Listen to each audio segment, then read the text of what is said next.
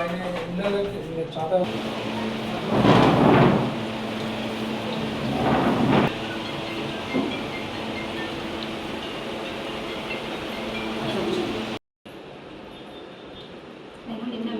వీళ్ళేముంది వాళ్ళ జాబ్ గురించి వాళ్ళ పదవుల గురించి వాళ్ళ సంపాదన గురించి ఆలోచిస్తారు కానీ ఏ ఒక రైతులు పట్టించుకోలేదు, ఏ పేదవాళ్ళు పట్టించుకోలేదు, ఏ స్కూల్ పట్టించుకోలేదు, ఏ గురించి అసలు మాట్లాడాలన్నా లేదు. వాళ్ళకు ఏం పోతుంది, నేను ఎప్పుడు పోతా, ఏ పార్టీలో పోవడం కదా అదే తప్ప వాళ్ళకు జనాన్ని గురించి పట్టించుకోవడం తెలియదు, రైతులు పట్టించుకోలేదు, ఏమవుతుంది ఏం కదా.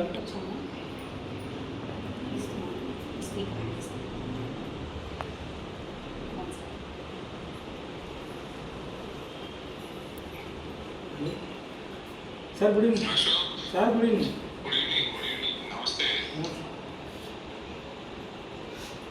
అయితే నీ లెటర్ చూసాను నేను. సార్ వీళ్ళకి అంటే అది పూర్తిగా నువ్వు అన్నదానిలో ఏం తప్పుంది, ఏం తప్పులేదు.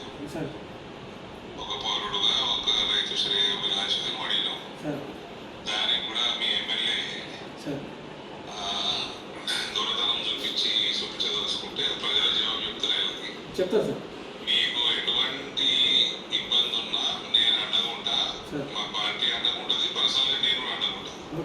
కానీ మేము ఇప్పుడు డిమాండ్ చేస్తాం, మేడం కూడా మాట్లాడుతుంది, నేను కూడా మాట్లాడుతున్నాను. 2-3 రోజులలో నేను రిజిస్ట్రేట్ చేయకపోతే తప్పకుండా ఈ ఇష్యూ కూడా పెద్ద చేస్తాను. ఓకే, నువ్వు ఎటువంటి ఇబ్బంది పడాల్సిన అవసరం లేదు, పూర్తిగా అండగా ఉంటాం. ఓకే, ఇంకా ఇంకేమైనా చెప్పదలుచుకుంటే చెప్పు. కాకపోతే మళ్ళీ ఎందుకు సార్ వీళ్ళ మీద కొంచెం భయంగా ఉంది సార్. వీళ్ళు ఏమన్నా చేస్తారని అట్లా కూడా భయం సార్. వాళ్ళ ఏం చేస్తారు, అలా ఉంటే చేస్తారు, చెప్పలేము సార్. సగం పని చేసుకుంటే మంచిగా ఉండి పని చేయక ఇవన్నీ పంచాయతీలు సార్. అన్ని రకాలని కంటుకుంటాం. Okay sir.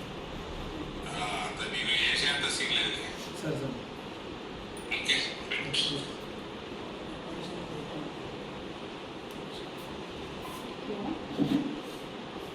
ఓకే.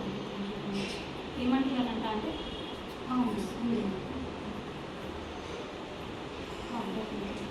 ఏమంటారట అంటే తప్పు చేసిన రాసి ఆలోచిస్తున్నాను అన్నారు. తప్పు చేసిన అని సారీ అని రాసి ఆలోచిస్తున్నామని చెప్తున్నారు.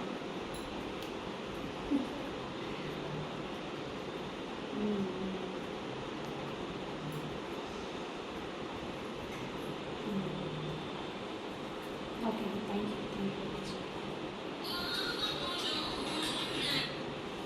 ఎట్లా మీకు ఉద్యోగం ఇద్దాం స్వయం ఎంపీ గారు చెప్పింది కదా, నేను పర్సనల్గా అండా ఉంటా, పార్టీ పరంగా అండా ఉంటాను.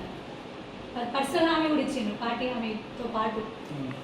ఇంకా అసలు ఏం లేదు, ఏది ఉన్నా ఏ టైం అయినా ఒక్క ఫోన్ కొట్టండి కదా, అందరం దిగిపోతాం.